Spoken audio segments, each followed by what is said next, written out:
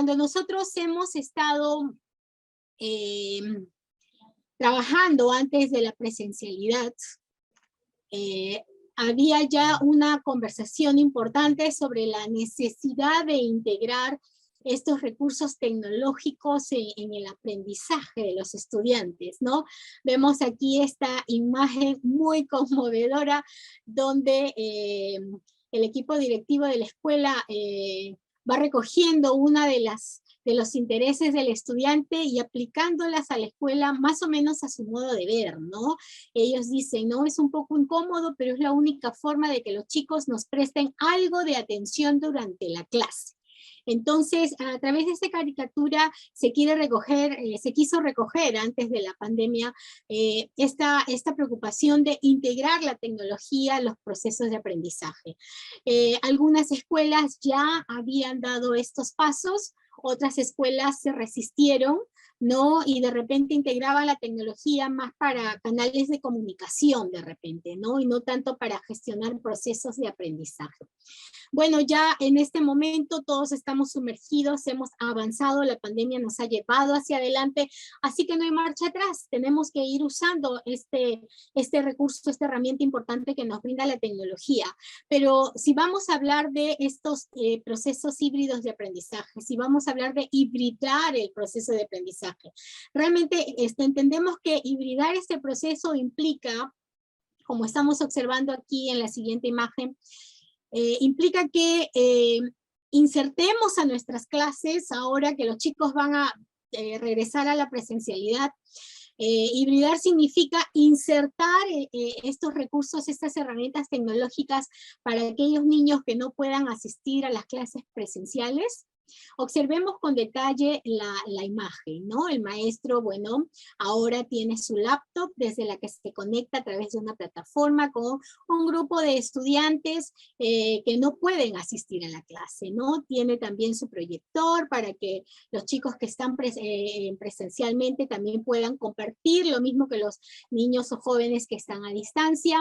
Tenemos un buen micrófono, una buena cámara para asegurar que los chicos pues puedan escuchar detrás de la pantalla lo que los estudiantes que están en clase que también están escuchando. Pero, ¿qué es lo que no ha cambiado aquí? ¿No? Estamos observando que hasta el dedo interactivo tenemos, ¿no? Con estas pizarras interactivas que ahora estamos trabajando con más énfasis, ¿no? ¿Qué es lo que no ha cambiado? Y de repente por allí tiene que ir nuestra mirada acerca de estos procesos de hibridación, que es lo que hacia donde más vamos a centrarnos en esta presentación, ¿no? Realmente aquí ya tenemos una foto de una clase, ¿no?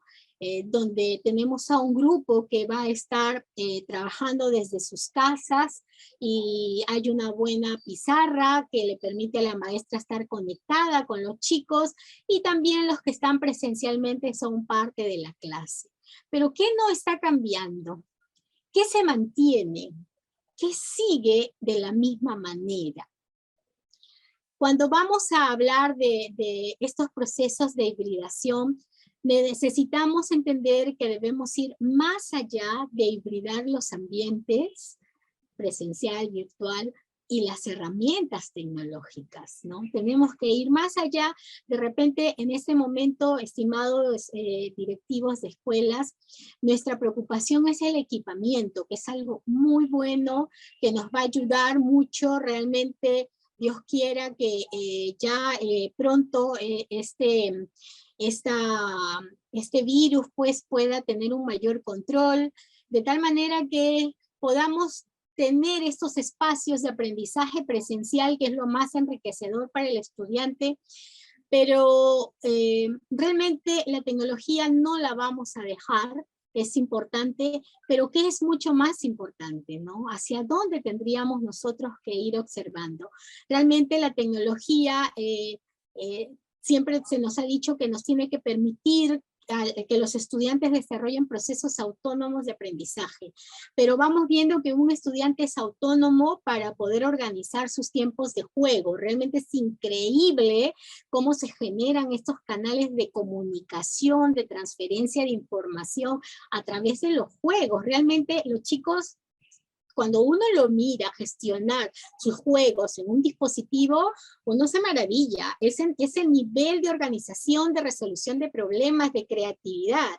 Pero cuando trasladas, luego hablas de esa autonomía dentro de las clases, muchos profesores dicen, claro, para jugar sí puedes, pero para las clases, ¿qué pasó? Esa es la pregunta. Si este estudiante está desarrollando ya ciertas habilidades que las utiliza en un aspecto de su diario vivir, ¿por qué eso no lo está utilizando dentro de la escuela? Y es que justamente tenemos que ir entendiendo de que nuestra tarea es promover el desarrollo potencial de los niños, niñas y adolescentes a lo largo de la escolaridad. Hay una alta preocupación porque en la pandemia no hemos logrado desarrollar todos los contenidos y hemos estado tan abocados a los contenidos que hemos olvidado el desarrollo de habilidades, y muchas escuelas han vuelto a mecanizar a sus estudiantes, ¿no? De tal manera que hemos regresado de repente, en cuanto al que se aprende, hemos regresado muchísimos años hacia atrás, y los recursos, las herramientas, bueno, hemos innovado bastante, pero respecto al qué y el cómo se aprende, ha habido grandes retos que en algunos casos no se han podido asumir, ¿no? Por eso, cuando hablamos de estos procesos de hibridación, el ojo tiene que estar puesto en la metodología, y de acuerdo al sistema metodológico que vamos a trabajar, vamos a hacer uso de todas las herramientas, de todos los recursos que nosotros dispongamos para el logro de estos aprendizajes, ¿no? Realmente la autonomía es algo que continuamente está dando vueltas en nuestro pensamiento, e incluso los documentos normativos, ¿no? Realmente necesitamos personas autónomas, capaces de tomar decisiones. Si lo logramos en la escuela, esto se va transfiriendo a la vida, ¿no? Ciudadanos que saben tomar decisiones, ¿no? Pensamiento crítico, resolutivo, creativo, nos va ayudando en esta autonomía, ¿no? Entonces, es importante que nosotros volteemos esa mirada. Si es bien cierto, la preocupación es sobre todas estas herramientas y recursos tecnológicos que vamos a necesitar. El potencial tiene que estar en cómo el docente va a emplear todo esto que vamos a ir equipando en las instituciones educativas, ¿no? Y de repente en aquellas que no van a disponer con toda esta diversidad de herramientas, como la metodología, con las pocas herramientas que pueda tener, las potencie de tal manera que caramba pueda generar este desarrollo de mis estudiantes. Ya cuando nosotros nos volcamos a la resolución ministerial número 531, en el numeral 5 nos habla de esta nueva escuela y hacia dónde tenemos que llevar nuestros procesos de planificación, mirándolo desde este aspecto curricular, ¿no? Hacia dónde tendríamos que ir en esta nueva educación, y justamente apuntar a la centralidad en el bienestar del estudiante. Este es el momento en el que nosotros tenemos que tomar buenas decisiones acerca de qué necesita aprender nuestros estudiantes y cuál es la mejor manera para poder aprender. Lógicamente tendremos que ir pensando en el proceso, cómo vamos cerrando estas brechas entre estos elementos, ¿no? Entonces la centralidad del estudiante no puede seguir quedando en la reflexión sin una adecuada acción. Vamos a ver que también este énfasis en el soporte socioemocional es un elemento importante que en algún momento también ya dentro del plan de capacitación de Santillana vamos a poder darle un soporte mucho más fuerte. El día de hoy nos vamos a centrar más en lo curricular.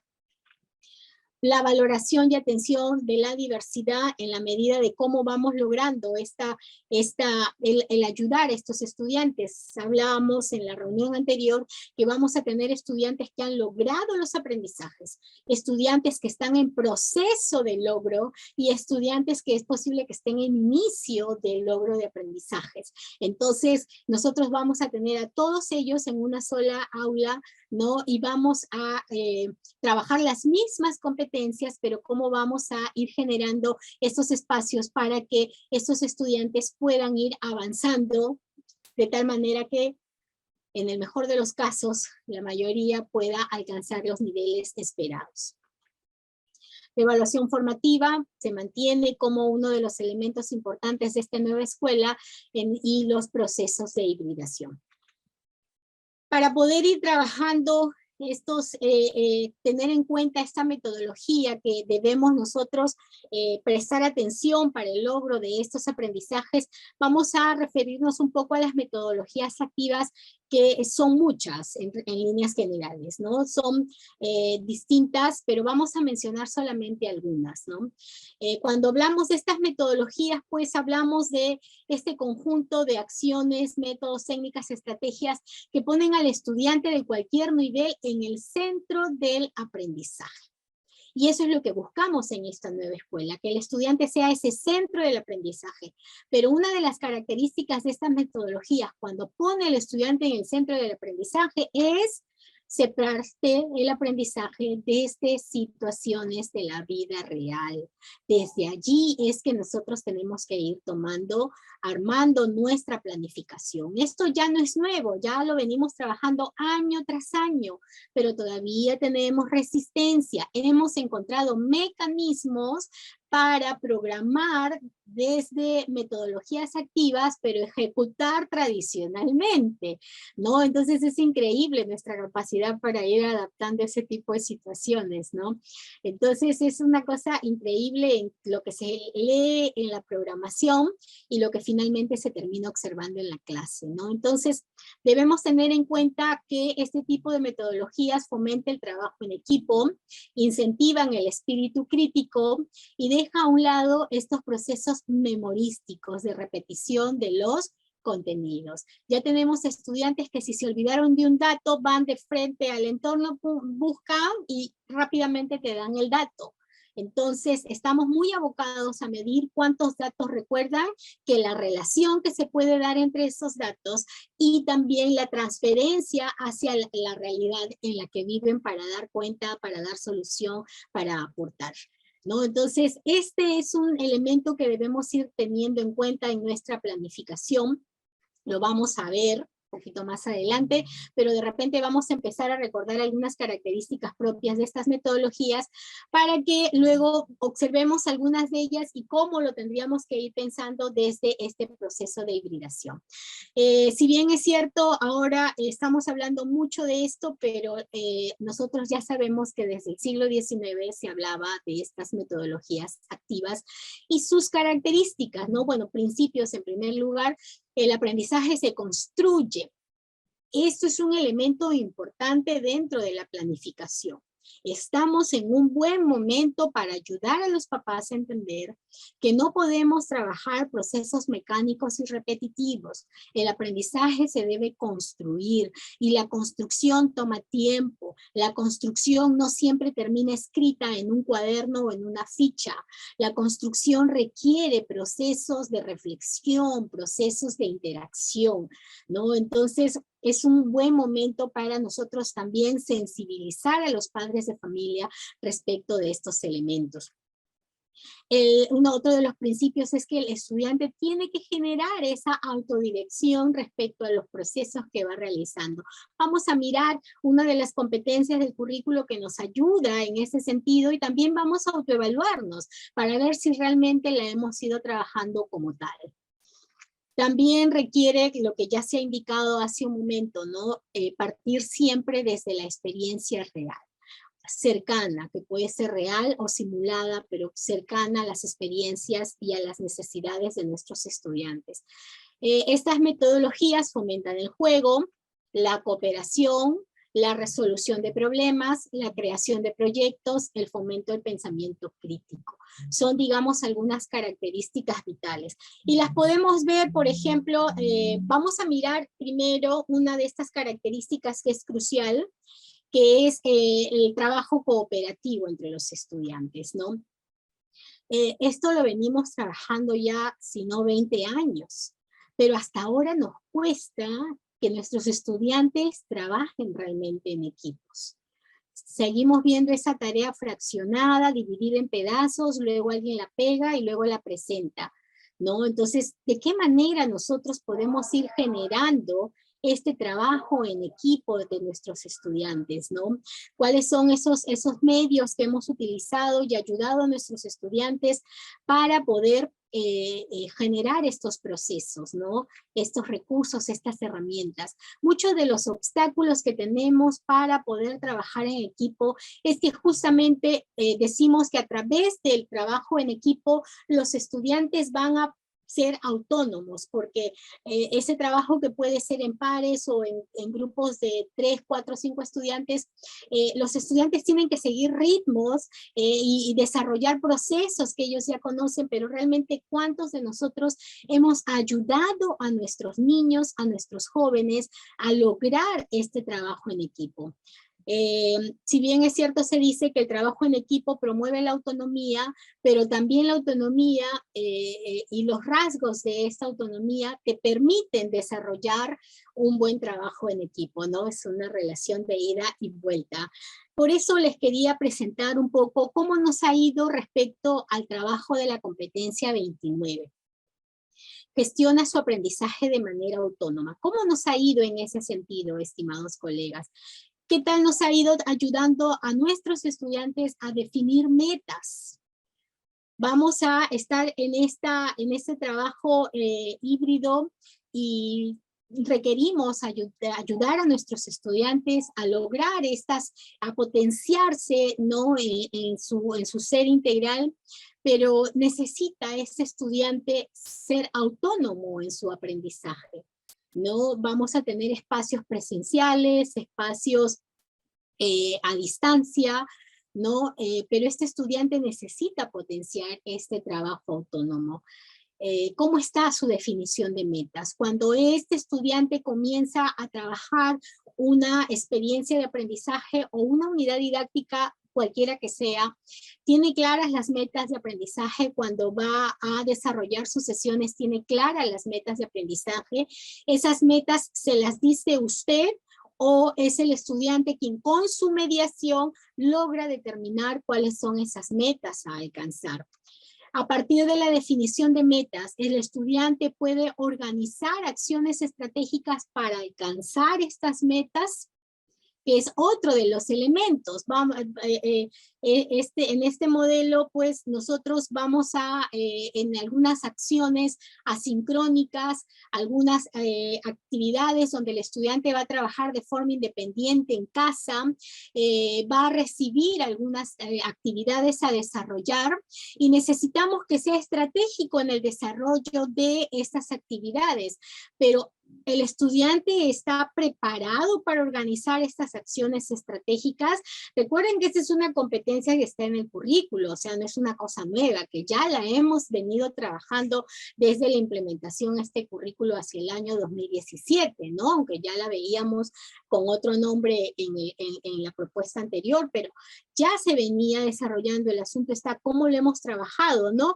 Y un elemento vital es cómo él mismo va monitoreando y ajustando su desempeño durante el proceso de aprendizaje.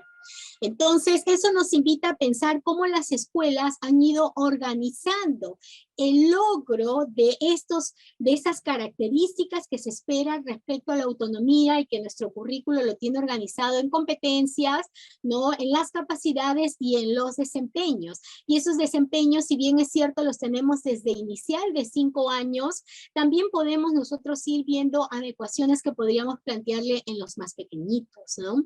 Entonces, realmente estamos ayudando a nuestros niños desde pequeñitos a ir desde una reflexión, desde una determinación de metas que puede ir desde los más pequeños de 5 años hacia el quinto de secundaria. Entonces, la idea era que justamente estas capacidades con sus desempeños, lógicamente con los estándares, nosotros hemos tenido que ir desarrollándola, y con más énfasis en estos 2 años que hemos trabajado a distancia, y ahora que los chicos regresan a la presencialidad, y en muchos de los casos con este modo presencial y virtual, necesitamos pues ya hacer uso de una manera mucho más efectiva de esta autonomía, ¿no? desde la planificación de nuestras unidades didácticas, cómo nosotros vamos activando cuando presentamos ya sea un ABP, un estudio de casos, un flipped classroom, ¿no? Una experiencia de aprendizaje, cómo nuestros estudiantes están realmente logrando estas características expresadas en los desempeños y en los estándares para cada uno de estos procesos que son las capacidades. Entonces es un reto. Muchas veces esta capacidad la programamos y los maestros dicen es transversal y se repite en todas las unidades, colócala al final de los propósitos de logros, pon la 28, pon la 29, te dicen, y ahí queda. Pero esta ha sido una competencia que ha sido una herramienta clave para lograr esta autonomía. Si no, estos chicos cuando trabajen en estas actividades independientes, no saben por dónde empezar, no saben cómo organizarse. Cuando tú realizas la retroalimentación y quieres generar procesos de reflexión, no te saben qué decir, porque ellos no han dado cuenta de lo que están haciendo, ¿no? Y no solamente desde la organización de la unidad, sino también en cada una de las sesiones de aprendizaje, ¿no? Como desde nuestras sesiones de aprendizaje, desde el inicio de la sesión, ellos empiezan a definir metas. E incluso los documentos oficiales nos dice, comienza profesor diciéndole lo que aprenderá. Entonces, no generamos esos procesos metacognitivos donde el estudiante se enfrenta a una situación retadora, problemática, que le ayuda al cerebro a determinar qué sabe y qué no sabe para dar respuesta a esa solución. Entonces, a partir de que el estudiante es capaz de diagnosticar lo que sabe y lo que no sabe, va a poder también plantear sus metas. Pero nuevamente es un asunto metodológico, ya sea que tengas al estudiante en forma presencial o lo tengas a distancia o lo tengas a distancia trabajando con una guía en una actividad asincrónica, necesitamos que ese estudiante tenga claras sus metas de aprendizaje, porque solo el que sabe hacia dónde tiene que ir va a buscar las formas de llegar a esa meta. Pero si el estudiante comienza la unidad y comienza las sesiones sin tener un norte, pues se va a complicar. Va a buscar copiar, pegar, porque no entiende lo que tiene que hacer.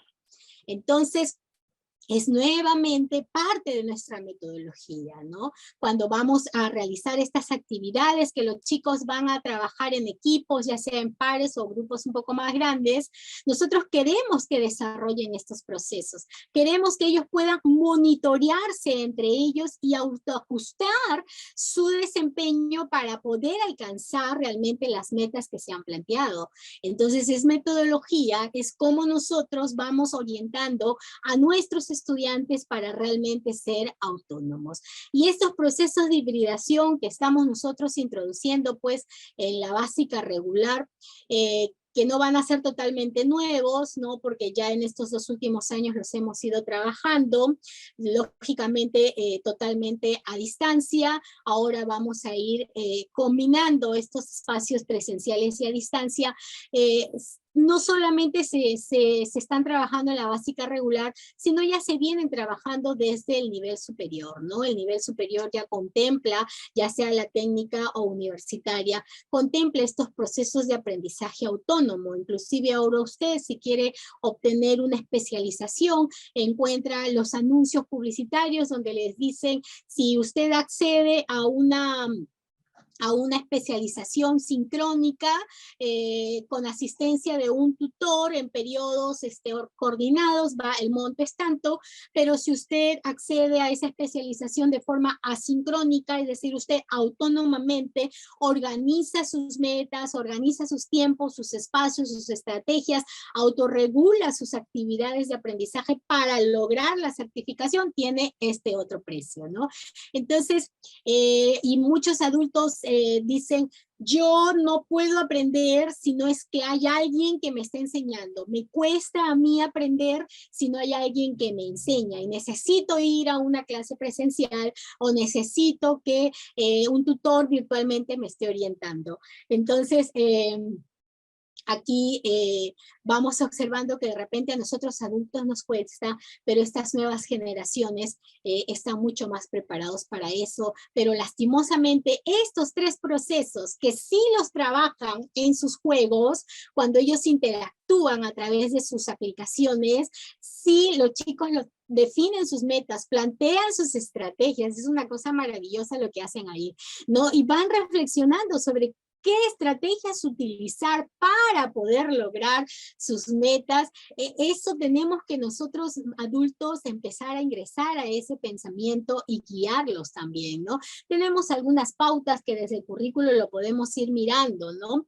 Ahora, se nos ha dicho que, bueno, trabajo en equipo desde las aulas presenciales no se debería hacer, pero ya la 531 sí nos plantea algunas medidas de bioseguridad que nos van a permitir justamente desarrollar ese trabajo en equipo, ¿no? Siempre manteniendo este metro de distancia, ¿no? Entonces, tenemos en la 531 un poco esta ubicación de los estudiantes para poder ir generando estos espacios de trabajo en equipo donde ellos, con la mediación del profesor, definen sus metas, van organizando sus estrategias y van autorregulando estas estrategias, estos procesos en la medida que van alcanzando el logro de la meta, ¿no? Entonces podemos organizar a nuestros estudiantes en pares, podemos organizarlos en equipos, en grupos un poco más grandes, y bueno, también está la ubicación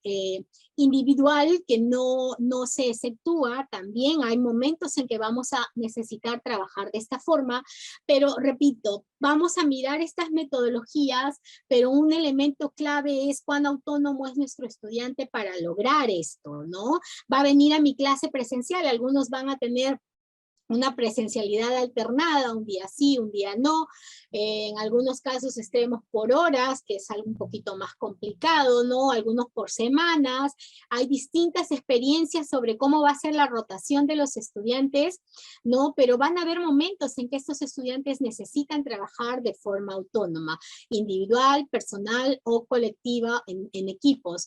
Entonces, ¿cómo está realmente nuestros estudiantes? ¿Están preparados para esto? Es un elemento que vamos a tener en cuenta. Entonces, estas metodologías activas que recuperan esa centralidad de nuestros estudiantes, ¿no? Que permiten que estos estudiantes pues sean protagonistas de su aprendizaje, tienen como un elemento clave el desarrollo autónomo, la autonomía en ellos, ¿no? Te promueven, te potencian la autonomía, pero a la vez requieren de ciertas características de la autonomía para poder insertarse, ¿no? Entonces, eso nos va a permitir, por ejemplo, usted puede planificar a través del aula invertida o el flipped classroom, ¿no? Donde usted puede tener espacios que el estudiante va a desarrollar en la clase, ya sea en una clase presencial o sincrónica con usted, ¿no? Dirigiendo estos procesos en algún momento y mediando también procesos de trabajo autónomo, pero son presenciales o sincrónicos. Pero también hay acciones, sobre todo el antes y el después, que el estudiante tiene que trabajar de manera autónoma, ¿no? Entonces, estas características se están impregnando como para que mi estudiante pueda lograr estos procesos. Es un elemento que nosotros debemos también tener en cuenta, ¿no? Tenemos también el ABP, el aprendizaje basado en proyectos. Usted puede hacer su planificación también a través de proyectos, ¿no? Entonces, donde el estudiante se enfrenta a un desafío, que es una pregunta que va a guiar los procesos de investigación, de creación y comunicación. Entonces, estos desafíos me marcan la investigación. Esa investigación va a tener momentos que van a ser presenciales con el profesor o los profesores que están integrando el proyecto, pero van a haber actividades que tiene que realizar de manera autónoma, en forma individual, en pares o en grupos, ¿no? Entonces, eso también cuando ya no, luego de este proceso de investigación, los estudiantes van a empezar a producir, elaborar todos aquellos productos que van a ser resultado de sus procesos de investigación, el desarrollo de sus habilidades.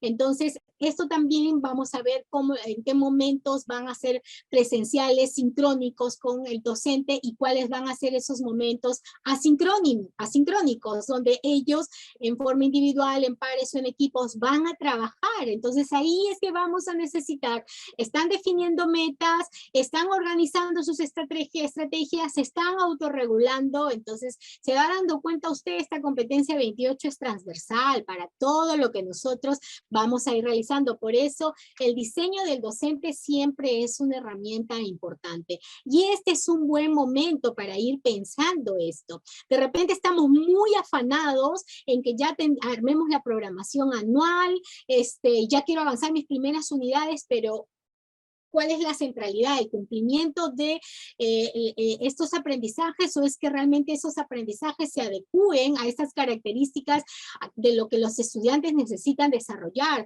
esa potencialización de esas competencias, ¿no? Y cómo yo voy usando herramientas como la competencia 28 que me ayudan en este proceso de desarrollo autónomo para cualquier tipo de planificación, ¿no?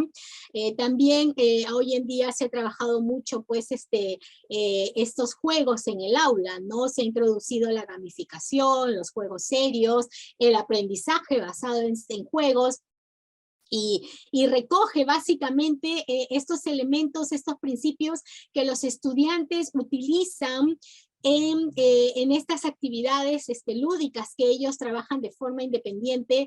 Va recogiendo esos principios, pero que va orientándolo hacia el logro de los aprendizajes. Qué simpático es esto. El otro día estuve con un grupo de profesores y les dije, bueno, maestros, ahora los voy a evaluar, ¿no? Entonces vamos a hacer una pequeña evaluación sobre lo que hemos trabajado hoy día, y vamos a ver de qué manera lo han logrado. Entonces los llevé a una página donde trabajé, pues, un juego, ¿no? Asociado a lo que estábamos realizando, y realmente de esas caras un poco que se pusieron serias, ¿no? Los profesores terminaron bastante contentos, y sobre todo con mucho más interés, no en el juego en sí mismo, sino cómo el juego iba reforzando una idea clave que se tenía que ir consolidando en este taller, ¿no? Entonces, esta actividad lúdica no se trata, algunos dicen, ay, es jugar por jugar. No hay, ya sea que usted trabaje una gamificación, un juego serio, un aprendizaje basado en juegos, siempre tenemos este norte de los aprendizajes, ¿no? Y bueno, es algo muy importante porque los chicos conocen estos principios, ¿no? Conocen estos principios, y con nuestra ayuda los vamos llevando a estos procesos de aprendizaje, ¿no? En general, nosotros podemos utilizar distintos procesos didácticos o tecnodidácticos ahora, ¿no? Presenciales o virtuales, algunos que son puramente presenciales, otros que son puramente virtuales, y otros que integran, que se pueden desarrollar tanto de forma virtual como de forma presencial. Lo importante, estimados, es que estos procesos nos ayuden a nosotros a poder potenciar los aprendizajes en los estudiantes.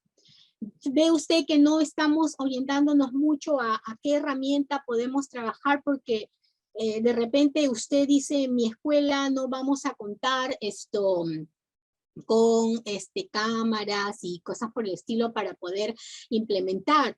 Estamos viendo que estos modelos híbridos incluso se pueden trabajar desde el WhatsApp, ¿no? Entonces, ¿qué es la herramienta más básica que tenemos nosotros para contactarnos con los estudiantes? Entonces, es la mirada. Algunos han utilizado el WhatsApp como pizarra, ¿no? Entonces, mandándoles ahí el título de la clase, el propósito de la clase, el video explicándole los procedimientos de la clase, y la fichita ahí para reforzar, ¿no? Entonces, otros han sido mucho más retadores, se han grabado planteando esos retos a los estudiantes, ¿no? Y esperando respuestas de los estudiantes a esas preguntas, y generando esa interacción, generando esa reflexión continua. Entonces, nosotros podemos tener una variedad de procedimientos metodológicos. Lo importante es, ¿para qué lo uso? ¿Qué es lo que yo realmente quiero lograr? ¿Hacia dónde quiero ir? Entonces, en esta hibridación, estimados, el docente tiene un rol muy importante, ¿no?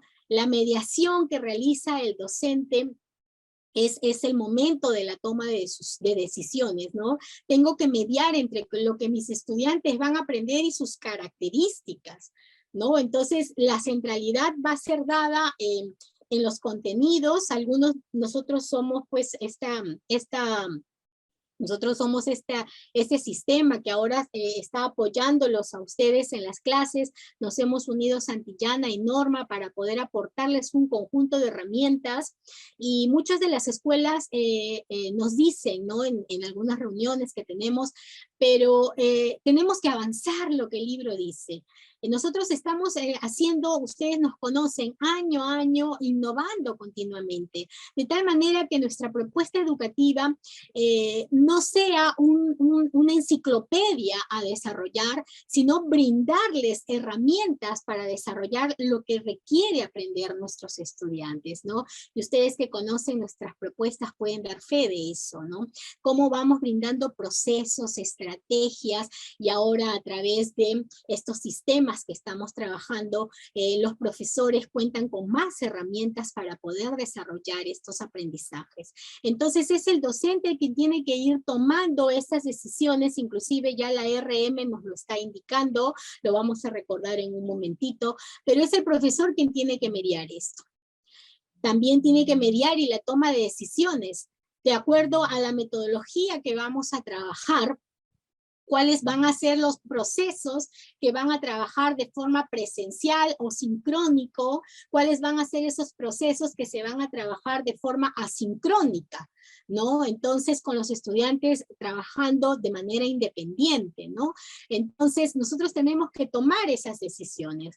De repente alguno dice, pero yo necesito una guía que me diga, en la clase o en la unidad tal, esto se hace en casa, esto se hace en la escuela, esto se hace de forma sincrónica, esto se hace de forma sincrónica.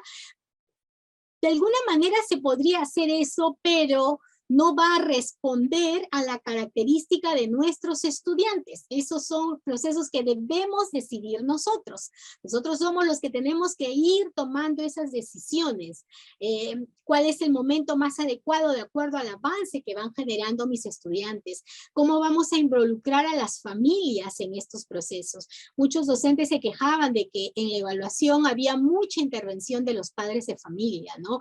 Cómo los padres de familia, por Z razones, intervenían y muchas veces promovían que los niños ocultaran que eran los padres los que desarrollaban estas acciones, ¿no? Entonces, ¿de qué manera nosotros tenemos que seguir trabajando en arduamente para que estos padres de familias vayan entendiendo realmente lo que implica aprender?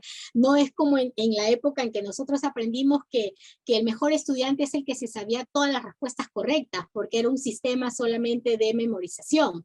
Estamos en un sistema de reflexión, de creatividad, de resolución, adecuado a la edad de los niños, ¿no? Entonces, y diferentes contextos que nosotros debemos tener en cuenta, ¿no? Entonces, la tarea del docente implica, ¿no? Mediar en estos procesos de aprendizaje y determinar no solamente cuáles son esos logros a alcanzar, ¿no? Qué canales, qué contextos, qué ambientes vamos a desarrollar para el aprendizaje, en qué momento va a ser a través de ese canal o de este otro canal, sino también tenemos que ir observando, ¿no?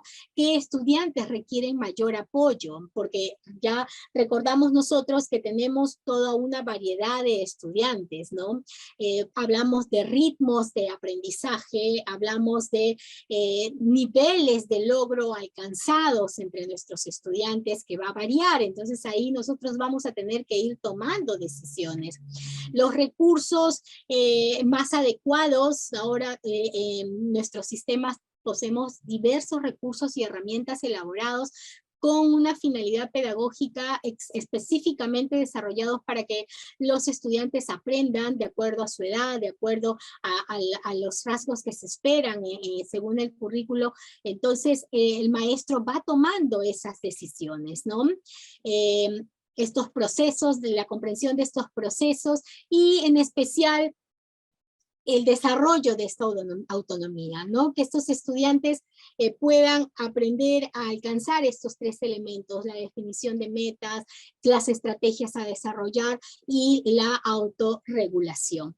Entonces, un elemento importante dentro de la mediación es que el docente determina cuáles son las competencias que se priorizarán. Lógicamente, en el sector privado nosotros trabajamos todas las competencias, pero al interior de las competencias yo voy a estar en un grado, tercer grado de primaria, 4 añitos, quinto año de secundaria, todos trabajan la misma competencia, pero ¿cuál va a ser la demanda? ¿A qué nivel va a estar llegando en base a los desempeños?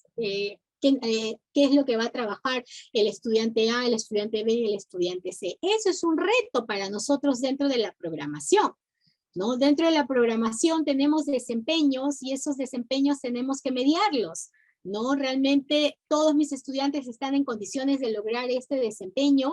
¿Cómo voy a proceder con estos niños, estos jóvenes que no han alcanzado realmente los prerequisitos que se requieren para poder ir desarrollando los aprendizajes, ¿no? Entonces, esta es una tarea que ya nos lo plantea el numeral 8.2 de la RM 531, ¿no? Entonces, en algún momento cuando tengamos que la visita, el acompañamiento, ¿no? De una entidad del Ministerio de Educación, y nos pregunte cómo hemos hecho esta mediación de los aprendizajes, qué medidas hemos tomado para poder atender a los estudiantes en su diversidad, ¿no? Entonces, de aprendizaje, ¿no? Entonces vamos a tener también nosotros que ir dando cuenta de estos procesos, ¿no? Bien, vamos entonces a ir entrando un poquito ya desde lo que propone el Ministerio de Educación y la planificación de experiencias de aprendizaje. Vamos a entrar a mirar un poco más sobre estas experiencias de aprendizaje, que es un tipo de planificación que, como vamos a ver, va recogiendo mucho de estas metodologías activas, ¿no? Y bueno, es dentro del currículo, perdón, de la RM 531, en el numeral 8.3 nos dice que la planificación la realizamos en base a experiencias de aprendizaje, ¿no? Ahora vamos a mirar un poquito más sobre esto, pero bueno, estas son algunas características genéricas que nos da esta RM, ¿no? Estas experiencias tienen que trabajarse desde un proceso de hibridación, ¿no? Tienen que ser potentes, consistentes y coherentes, ¿no? Y sobre todo tienen que promover el uso de distintos ambientes, en especial el espacio al aire libre, ¿no? Entonces, son elementos que debemos ir entendiendo. Dentro de estos procesos de hibridación, nosotros desde la RM 531 nos dice que el servicio educativo prioritario es el presencial, que las escuelas deben atender en la medida de lo posible de forma presencial, ¿no? Que eso es el ideal, que es lo que nosotros deberíamos trabajar. Pero también existe un tipo de servicio que es el semipresencial, ¿no? Donde vamos combinando estos dos momentos, que es lo que la mayoría de escuelas va a hacer, porque estos protocolos que se nos han indicado respecto a las instancias y una serie de elementos no permiten que dentro de un aula donde ingresaban de repente 30 estudiantes, sigan ingresando los 30, se ha disminuido de una manera importante en la cantidad de estudiantes que ingresan a las aulas, ¿no? Entonces vamos a tener que trabajar esta rotación, esta alternancia entre los estudiantes, ¿no? Y allí estamos hablando ya de esta modalidad semipresencial. Lo que nos dice en el numeral 9.1 es que la atención a distancia solo se va a dar en casos excepcionales. O sea, no es que yo, escuela, haya decidido que vamos a seguir trabajando de forma a distancia, ¿no? Como les repito, este numeral 9.1 es bastante claro en ese sentido y nos dice de que el servicio debería ser presencial, ¿no? Entonces, pero ya a partir del cumplimiento de las condiciones de bioseguridad de todos estos protocolos, podría ser el servicio semipresencial. El ideal es presencial. pero en el caso de esta atención a distancia nos dice de que solo se puede dar en casos excepcionales, que se va a tener que trabajar con la UGEL, ¿no? Porque ustedes saben que nosotros, bueno, los directores tienen que subir todos estos a través del PAT y otros documentos que se nos están solicitando, se tiene que informar, ¿no?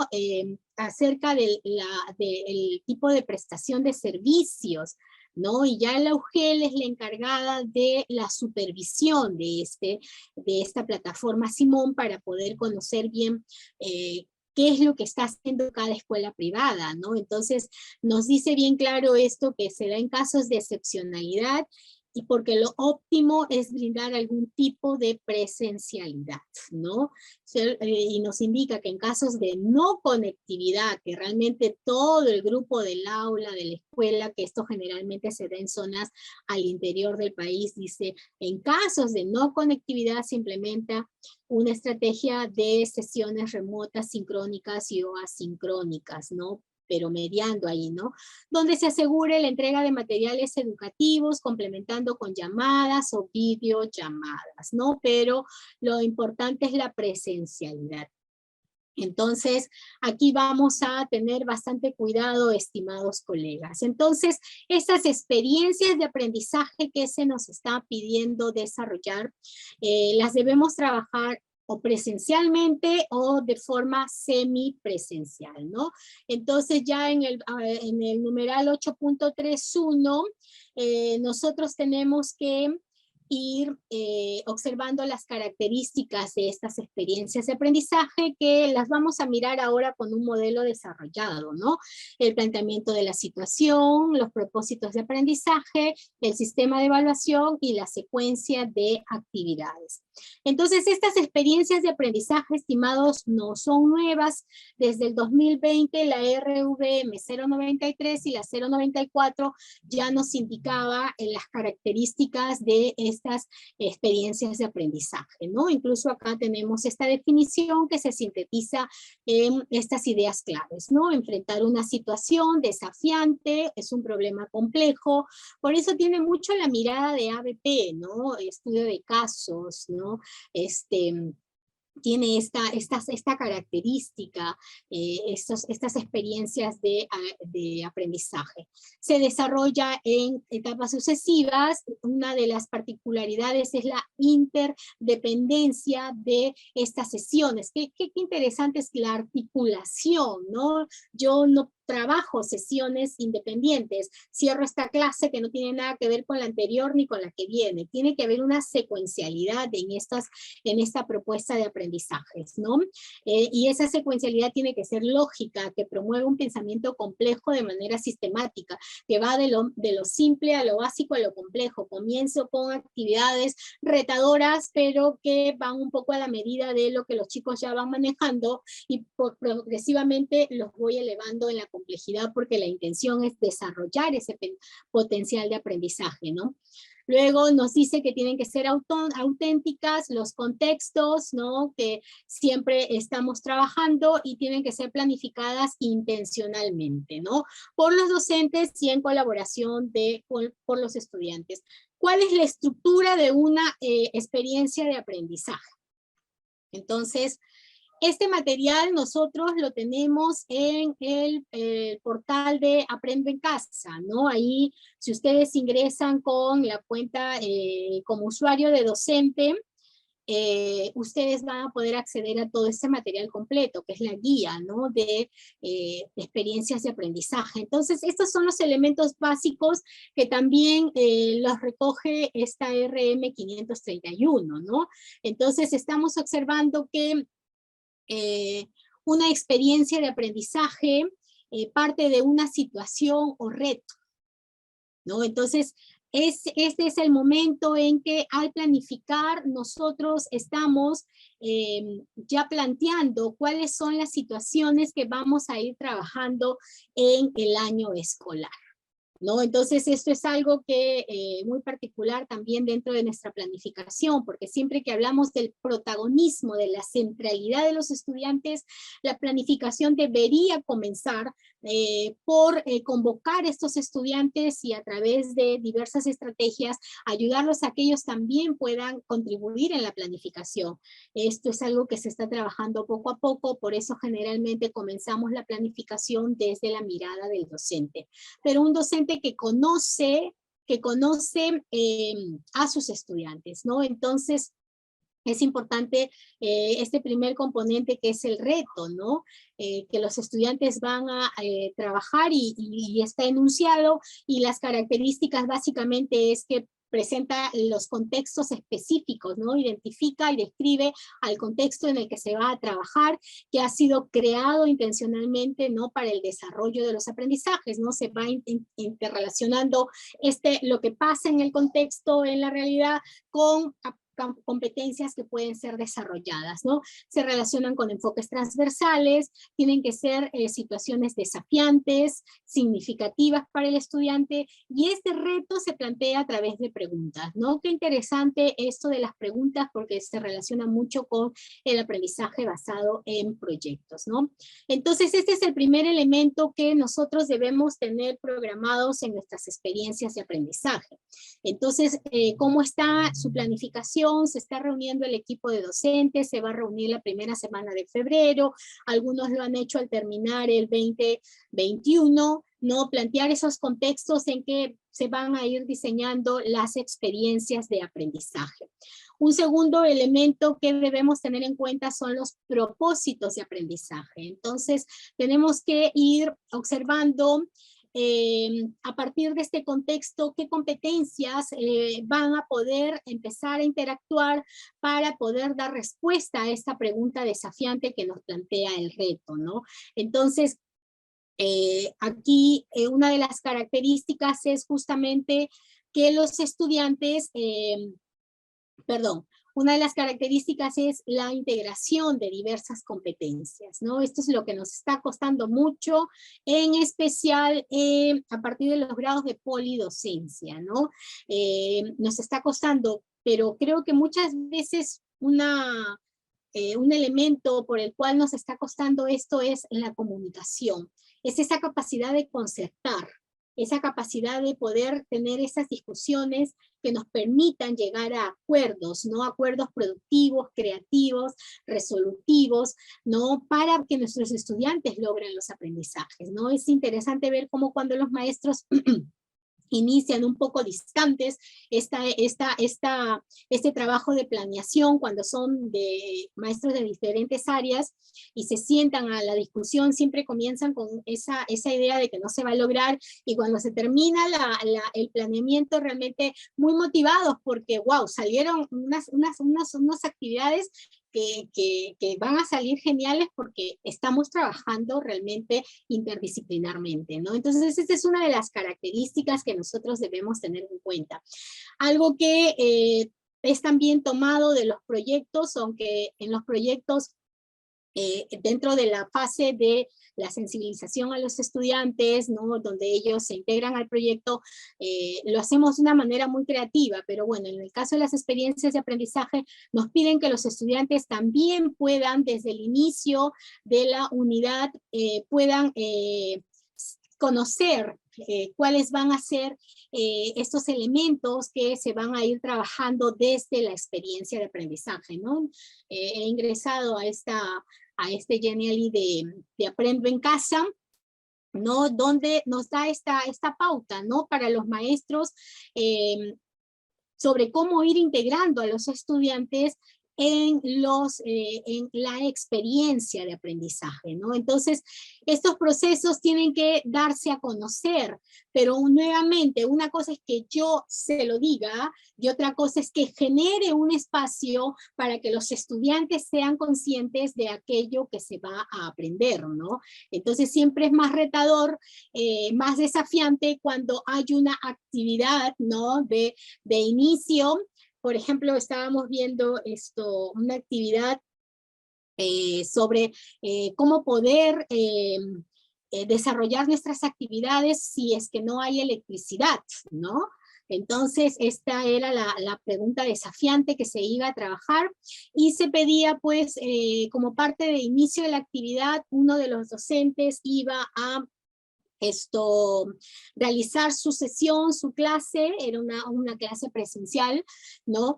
En algún momento otro par de docentes iba a bajar las palancas y dejarlos totalmente oscuras porque se les había llevado a los niños, a los jóvenes en este caso, a un aula que no tenía luz natural, ¿no? Entonces, empezó toda una situación porque no había, los chicos como que no entendían, no sabían, no entendían realmente cómo proceder si no tienen energía eléctrica, ¿no? Y bueno, en esta clase los chicos podían llevar sus celulares porque interactuaban y muchos de ellos usaron las linternas de sus celulares y otros decían, uy, pero no le he cargado y ahora se acaba, ¿qué vamos a hacer? ¿Quién le avisa a mi papá? Uy, todo un escándalo. Entonces, desde allí ya los chicos empezaron los docentes intervinieron y empezaron a orientar. Entonces, hacia qué, cuál era esta situación que estábamos nosotros observando, ¿no? De qué manera podríamos dar respuesta a esta pregunta que está orientada a la situación y qué competencias, lógicamente, van a ir desarrollándose. En nuestro caso todavía hablamos de áreas, ¿no? Vamos a ir trabajando en conjunto con qué actividades. ¿Se da cuenta usted?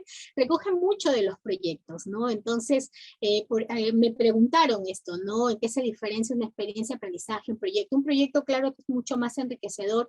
Las experiencias de aprendizaje todavía hay muchos que las trabajan como unidades de aprendizaje, ¿no? Entonces, esta es una de las características de los propósitos de aprendizaje que en un momento los vamos a profundizar, porque no es que solamente listamos las competencias, ¿no? Vamos a tener también los enfoques transversales, ¿no? Siempre debemos tener mucho cuidado respecto al trabajo con los enfoques, porque a más enfoques, más valores. Recuerden que los enfoques están alineados a ciertos valores, y hay escuelas que tienen también valores arraigados porque son parte de la identidad institucional. Entonces, a veces veo unidades didácticas de cualquier tipo que tienen 4, 5, 6 valores. Entonces yo digo, ¿cómo van a trabajar tantos valores? O sea, no se trata de listarlos, se trata de realmente promover el desarrollo de esos valores que tienen a su vez actitudes, ¿no? Entonces hay que tener mucho cuidado. Podemos tener varios enfoques que se relacionan con el contexto de la experiencia, pero nosotros necesitamos tener claridad sobre cuáles se puede priorizar, ¿no? Cuáles se pueden priorizar. Entonces tengamos mucho cuidado en ese sentido. A más enfoques, más valores. Más valores, más actitudes. Entonces también tengamos mucho cuidado en ese sentido. Entonces estábamos viendo los enfoques transversales, luego también las experiencias de aprendizaje tienen sus productos, las producciones que van a realizar los estudiantes, que son producciones o actuaciones, ¿no? De acuerdo al nivel de desarrollo del aprendizaje en el que se encuentran los estudiantes, van elaborando estas producciones o actuaciones, que básicamente son las evidencias de aprendizaje, ¿no? Son las evidencias de aprendizaje. Y eso es algo muy, muy, muy interesante dentro de las experiencias. Cómo realmente empezamos a romper nuestro paradigma de que esas experiencias siempre son o infografías, o videos, o mapas conceptuales, o folletos, o cosas por el estilo, ¿no? Y nos obligamos a ubicar esa relación entre las competencias y los contextos y poder hibridar allí, ¿no? Para poder nosotros plantear estas producciones o actuaciones de nuestros estudiantes. Estas producciones o actuaciones se trabajan junto con criterios de evaluación, ¿no? Entonces, estos criterios de evaluación básicamente son ese juicio de valor para poder observar las producciones o las actuaciones, las evidencias de los estudiantes. Nuevamente, si nuestras evidencias no están relacionadas con los criterios de evaluación, realmente tenemos mucha dificultad en la evaluación. Es una cosa muy complicada cuando el maestro se resiste a evaluar con criterios como ahora los estamos observando, asociados a las competencias, sus capacidades, estándares y desempeños, y se centra solo en el contenido. Luego, cuando le piden elaborar una conclusión descriptiva, no sabe de dónde la saca. Y me dice, ¿qué pongo en logro? ¿Qué pongo en dificultad? Pero mire usted el desempeño, ¿qué logró del desempeño? ¿No? Mire usted el estándar, ¿qué logró? ¿Dónde está la dificultad? No, pues es que no lo programé así. Ahora, ¿qué ponemos, pues, profesor? Porque en esa redacción nosotros no podemos andar inventando, ¿no? Tiene que ver con los propósitos de aprendizaje. Por eso los criterios son muy importantes. Y bueno, como ya les he mencionado, los criterios se elaboran a partir de los estándares y sus desempeños, ¿no? Personalmente, los desempeños a mí me permiten tener una mirada mucho más específica de lo que se espera del estudiante en la edad o el grado, ¿no? Entonces, siempre oriento a los maestros a relacionar el desempeño con el estándar, pero ese desempeño es mucho más específico, ¿no? Para poder observar con mayor detalle, con mayor claridad, qué es lo que se esperaba de ese estudiante, ¿no? Y estos desempeños no hay que mirarles pues los contenidos nada más, ¿no? Porque cuando miramos el desempeño pues tiene una habilidad, tiene un conjunto de saberes a desarrollar, que pueden ser ciertos conocimientos específicos, tienen ciertas condiciones también, ¿no? Pero muchas veces lo que movilizamos mucho son esos contenidos temáticos que todavía sentimos que si eso no figura, realmente no se está logrando el aprendizaje, ¿no? Entonces, tenemos que tener mucho cuidado en ese sentido. Muy bien, entonces, vamos a avanzar.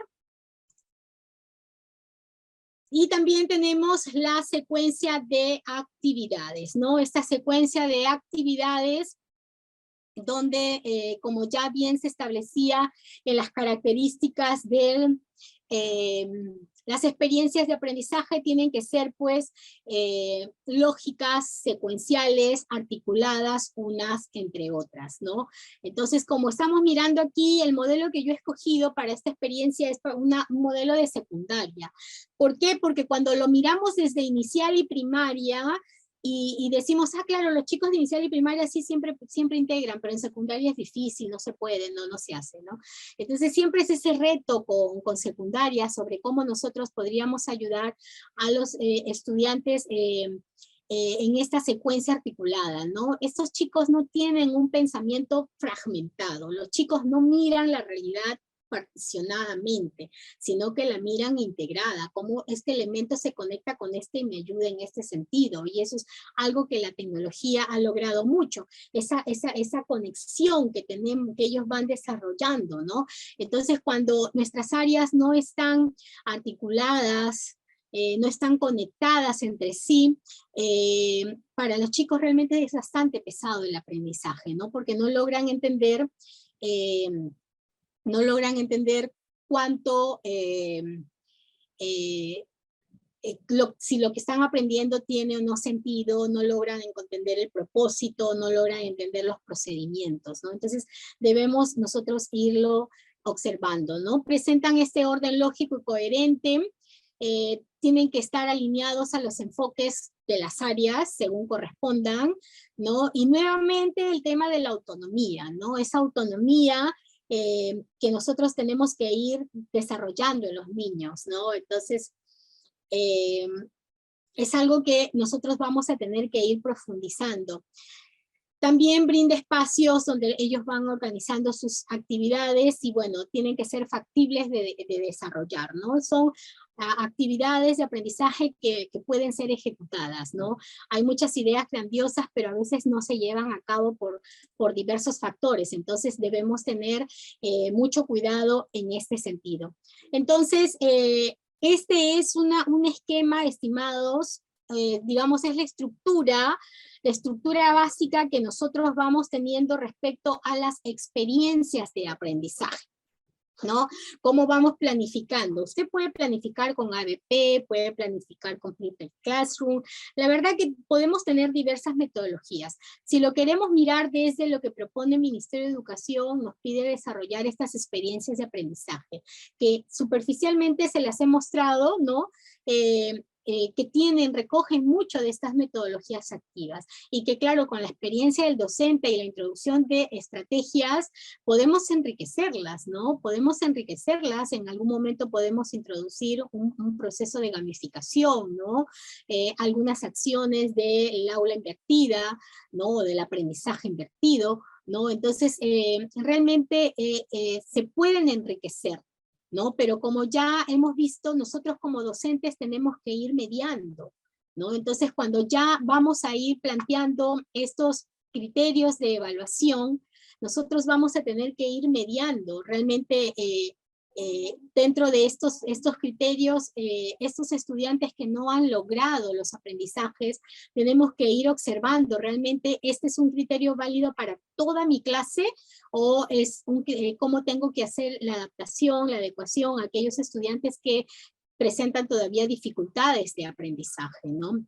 Eso también va a ir de la mano de las actividades. Estas actividades también que nosotros vamos a ir desarrollando, de qué manera tenemos que irlas adecuando también a estos logros a alcanzar, pero también al entorno, ¿no? De estas actividades, cuáles de todas maneras se tienen que trabajar sí o sí presencialmente desde su inicio, en qué momentos vamos a trabajarlo a distancia, ¿no? Qué tipo de actividades van a tener mayor complejidad que requieren mi mediación continua, un acompañamiento, y cómo desde ahí tengo que ir preparando guías para que el estudiante pueda desarrollar ya otros procesos de forma autónoma. Entonces, son decisiones que nosotros tenemos que ir tomando desde esta planificación, ¿no? Ya cuando nosotros tenemos que ir a la sesión de aprendizaje, quizás aquí es donde más se nota esta hibridación, ¿no? Nosotros la podemos planificar desde las unidades, el tipo de unidad, cómo podemos ir innovando desde los tipos de unidad didáctica que podamos trabajar, pero aquí en esta sesión de clase híbrida, que la he tomado de un documento que ha elaborado una de nuestras compañeras, Cris Borda. Ustedes saben que dentro del sistema Compartir se trabaja con un conjunto de consultores pedagógicos, ¿no? Y Cris es una de ellas, y justamente nos comparte este modelo de sesión de clase que resulta muy interesante. Lo vamos a mirar de aquí.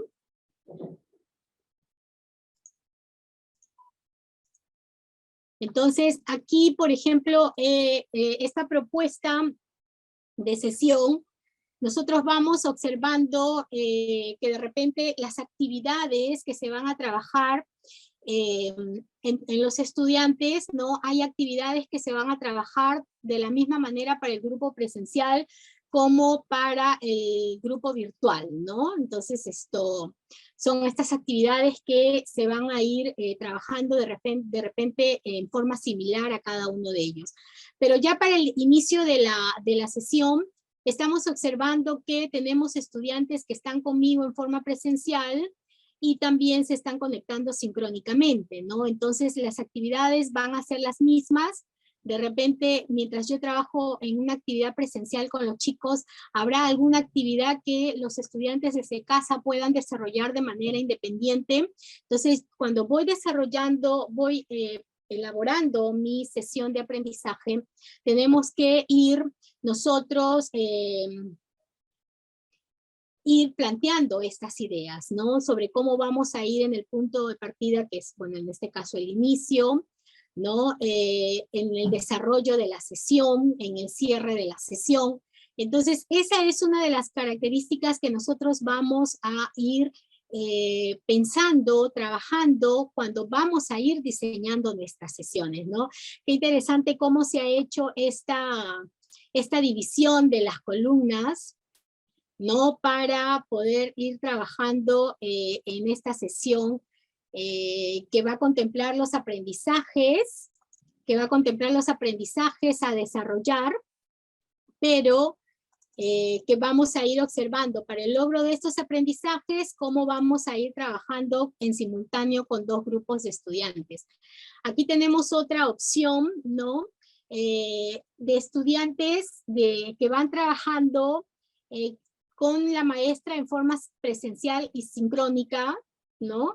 Pero hay otros estudiantes que van a trabajar de manera asincrónica, ¿no? Entonces, es otra forma de organización de las sesiones, ¿no? En esta primera que les estaba mostrando, el maestro tenía a ambos grupos a la vez, ¿no? A los que estaban con él en clase y a los que se estaban conectando desde alguna plataforma. Y en algún momento hacía distinción de ciertas actividades. En este otro modelo no.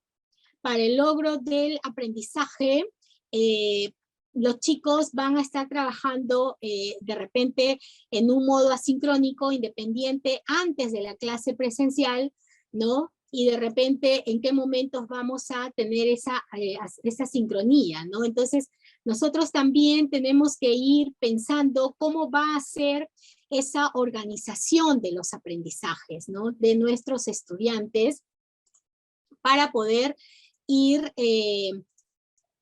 organizando también nuestras sesiones. Pero lo cierto es que sí vamos a tener que contemplar estas dos situaciones dentro de nuestras programaciones de sesiones. Va a ser muy difícil pensar que usted va a programar una sola actividad, ya sea de inicio, de desarrollo, de cierre, que va a ser lo mismo para los chicos que están con usted presencialmente y los chicos que están vinculándose sincrónicamente, ¿no? ¿Y qué pasa si van a tener estudiantes que no se pueden conectar sincrónicamente? Y ya es toda una situación ahí que se tiene que ir analizando e informando, ¿no? Entonces, nosotros tenemos que ir tomando esas decisiones, observando, y yo creo que este aspecto de repente es donde vamos a tener mayor esfuerzo en ser creativos, innovadores, pero también prácticos, pero en la medida de que tengamos esa centralidad de pensamiento de lo que aprende mi estudiante, porque yo puedo trabajar fácilmente con una enseñanza tradicional, explicando a mis estudiantes que están en presencial, como la foto que les mostraba al inicio, ¿no? Que están en presencial y los otros chicos me están escuchando desde sus cámaras, y los que no se puedan conectar les envío una separata para que lean y resuelvan preguntas. Entonces, usted está atendiendo estos distintos modos, pero ¿cuál es el propósito? ¿Cuál es la meta, no? Hacia dónde quiere llevar usted a su grupo de estudiantes. Entonces, por eso, desde el inicio le hice más énfasis, ¿no? A que lo central aquí no es de repente los ambientes o la tecnología, sino es la metodología, ¿no? Cómo a través de procesos voy a ir generando esa autonomía en mis estudiantes, ¿no?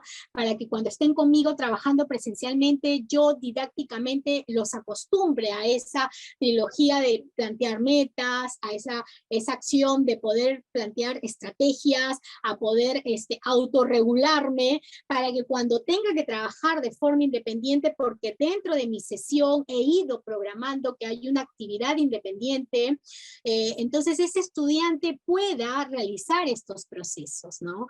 Entonces ahí nosotros vamos a tener nuevamente el papel de la mediación del docente en los procesos de aprendizaje, ¿no? ¿Cuál va a ser la mejor estrategia para que mis estudiantes puedan aprender?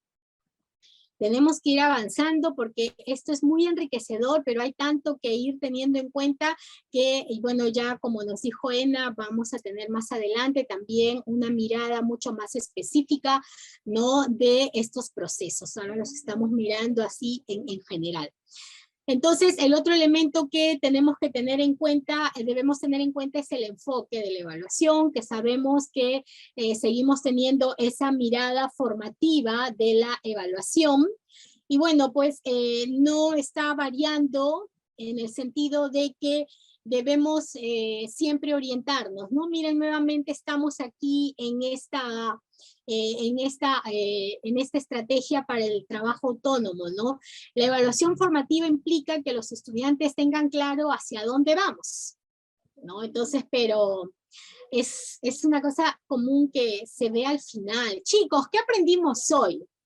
¿No? Y eso se tuvo que ver desde el inicio, no el profesor indicando, sino es el estudiante inducido a poder detectar cuál es esa meta y con el maestro guiándolo a poder determinar esa meta, ¿no? Entonces, parte de la evaluación formativa es esa, que el estudiante sepa hacia dónde iba y en el proceso nosotros vamos ayudándolo a autorregular esas estrategias que se fueron planteando, ¿no? Porque de repente al inicio de la clase, chicos, entonces, ¿qué aprenderemos hoy? Ya, esto, muy bien, ya. Entonces, hagan esto, hagan esto, hagan esto, pero no tenemos ese pequeño espacio, entonces, ¿y cómo podríamos aprenderlo?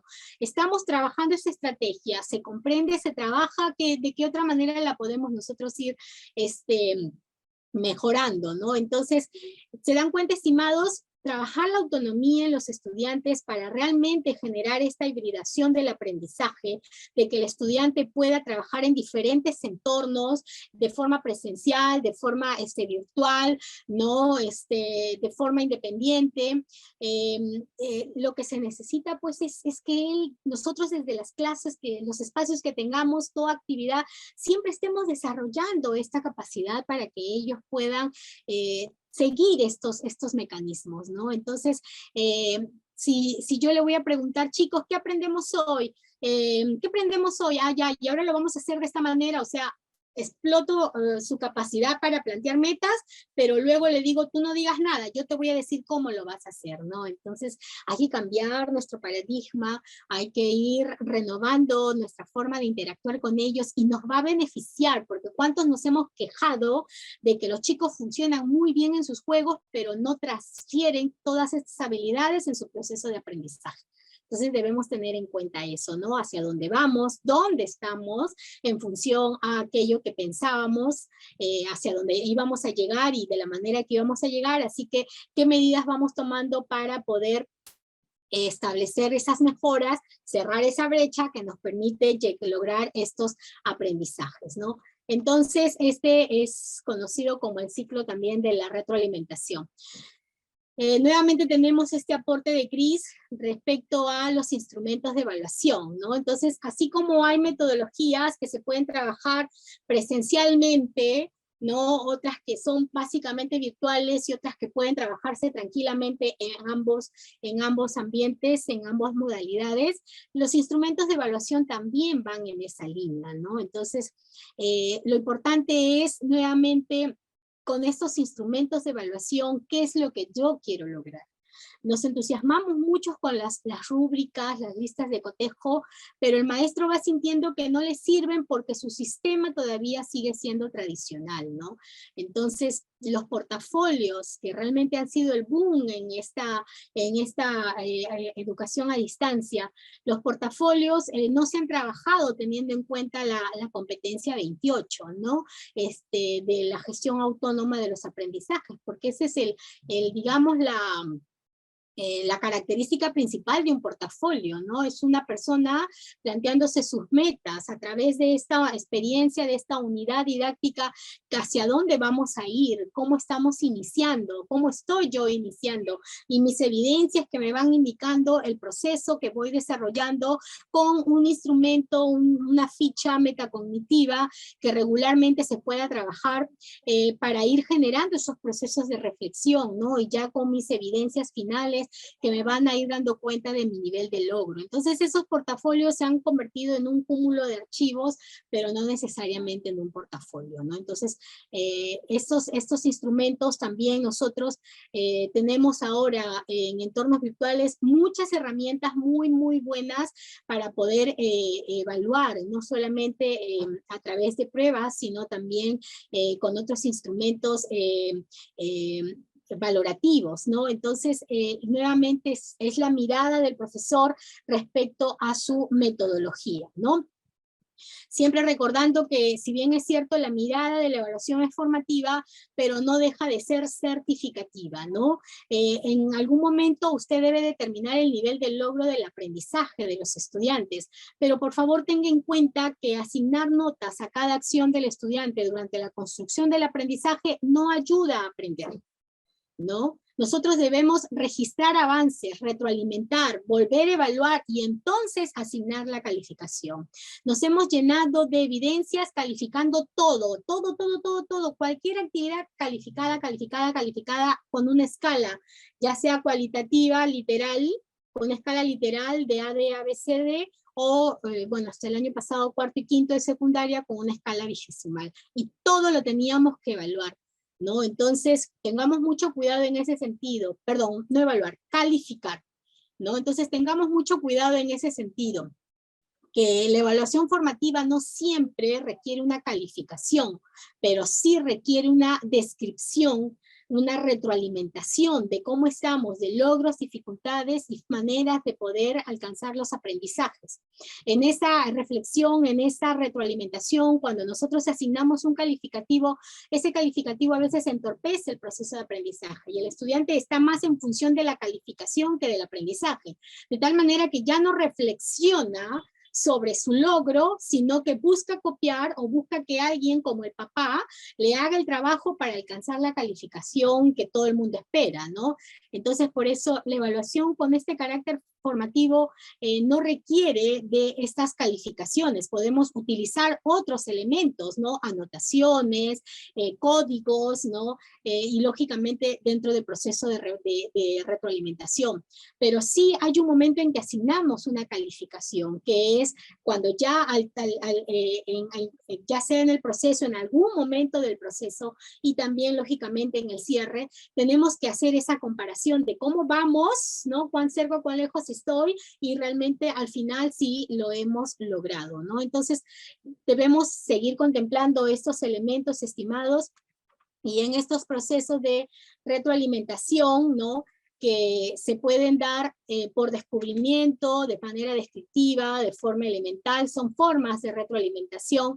Nosotros vamos observando también si esta retroalimentación la vamos a hacer presencial, sincrónica, o la vamos a hacer de manera sincrónica. Lo importante es que cumplamos con la característica de la retroalimentación, que el estudiante sea consciente de aquello que está logrando, de las dificultades que tiene, pero en ese intercambio de ideas, porque si nosotros solamente generamos una retroalimentación elemental, no hay intercambio de ideas.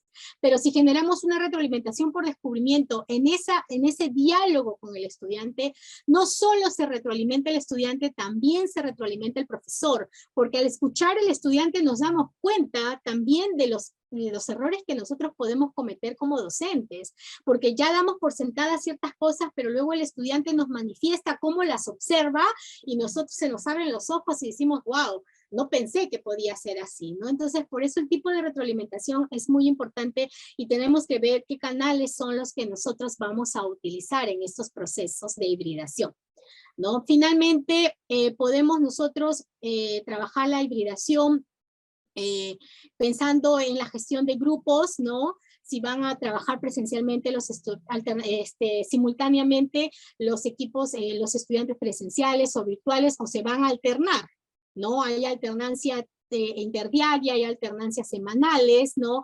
Van rotando ahí los chicos, ¿no?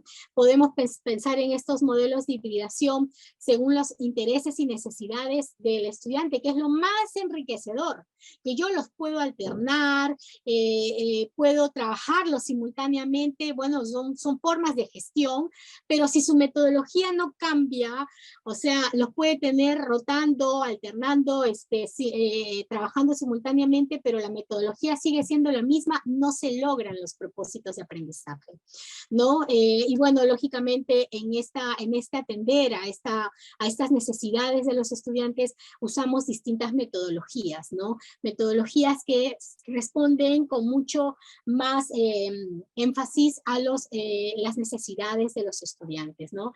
Bien, estimados, hemos hecho una ruta así, sintetizando muchos elementos, muchos aspectos que debemos tener en cuenta cuando vamos a trabajar estos procesos de hibridación, ¿no?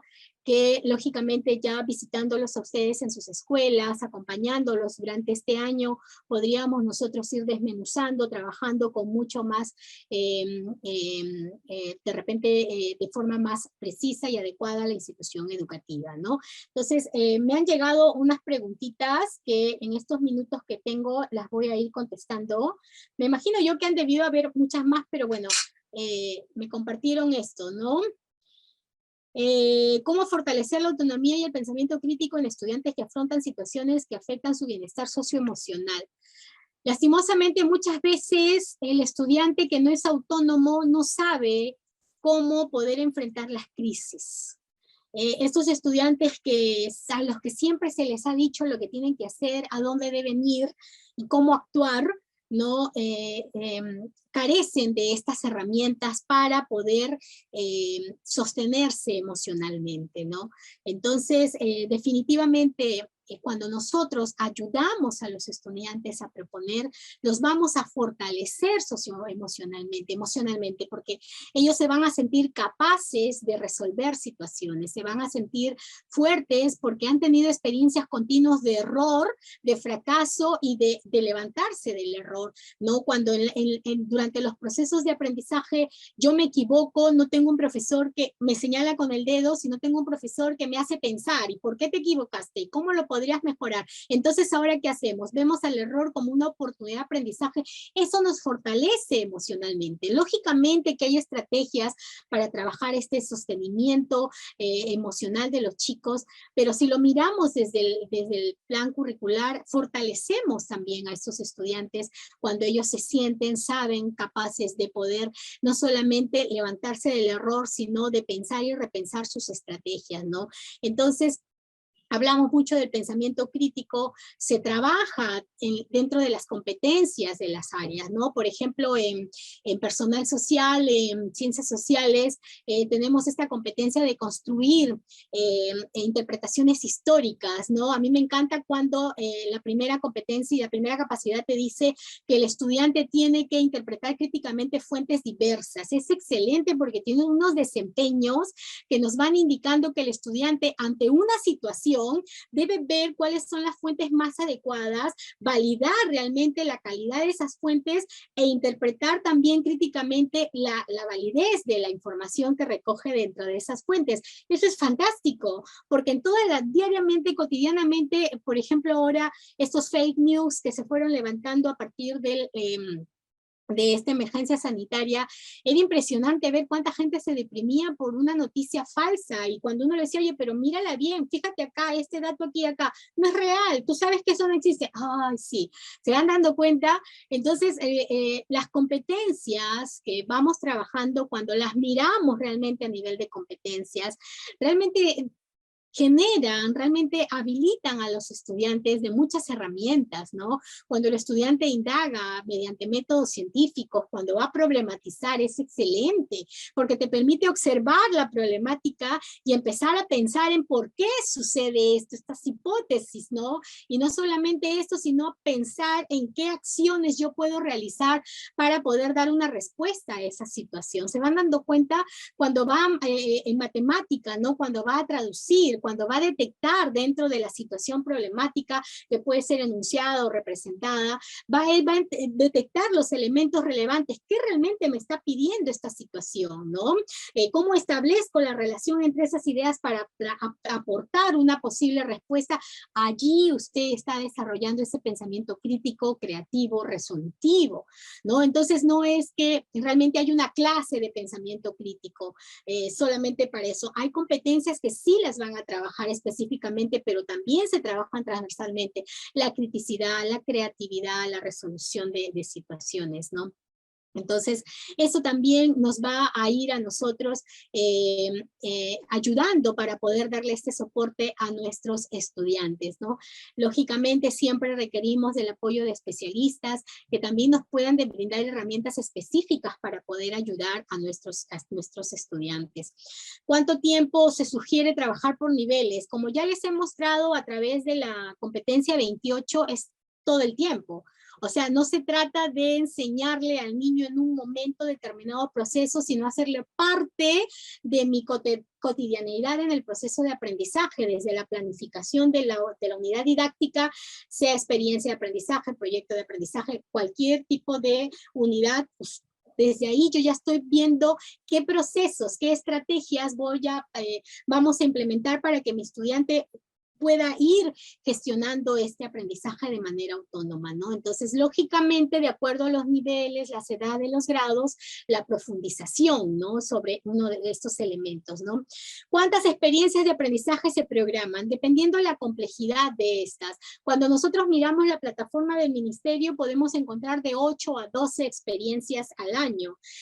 Cuando las experiencias son muy simples, en inicial, en especial, se programan a veces por 2 semanas, 3 semanas, pero en primaria, secundaria, generalmente nosotros en el sector privado las trabajamos un mes, ¿no? Pero dependiendo de la complejidad del contexto que estamos trabajando. Hay contextos que se eligen bastante complejos que en un mes no nos da ese espacio para la investigación y la creación, que son 2 procesos importantes dentro de las experiencias que vamos desarrollando, ¿no? Entonces, todo va a depender de los contextos que vayamos seleccionando, ¿no?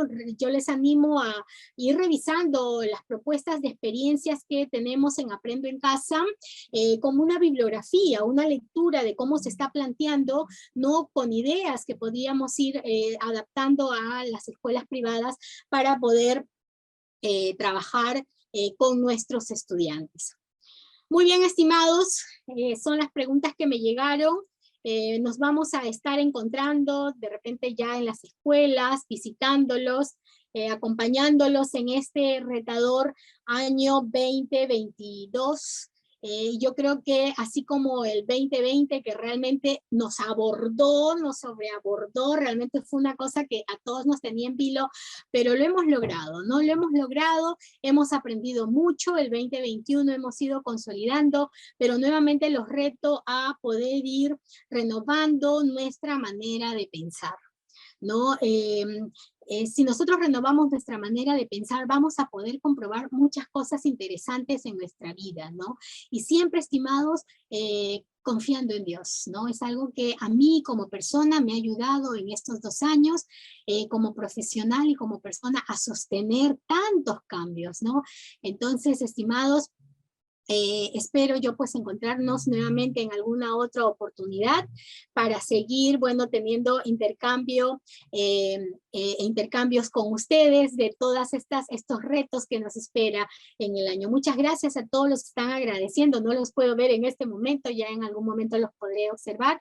Muchas gracias por acompañarnos y bueno, siempre estamos para poder atenderlos. Ahora somos Santillana y Norma, ¿no? Qué interesante cómo vamos integrándonos, ¿no? Ya aquellos maestros que nos conocen, ahora tenemos estos equipos integrados y siempre para poder servirles a ustedes, para poder acompañarlos, para poder apoyarlos en la integración de todos estos retos, ¿no? Sigan pendientes, estimados, a nuestras redes. Ya nos indicó Ena, que es la jefa de formación, va a estar saliendo en los siguientes días el cronograma de capacitaciones, ¿no? Y de acuerdo también a sus necesidades, los intereses que van teniendo en las escuelas, sobre qué temas vamos a ir abordando en estos espacios. Muchas gracias, estimados. Creo que ya no me están llegando más mensajes. Permítanme observar el último. Y que llenen la encuesta que hemos dejado, por favor. Llenen esta encuesta que se ha dejado en la cajita de comentarios, ¿no? Y para que también ustedes nos retroalimenten a nosotros y seguir mejorando en este servicio. Que Dios los bendiga. Hasta otra oportunidad.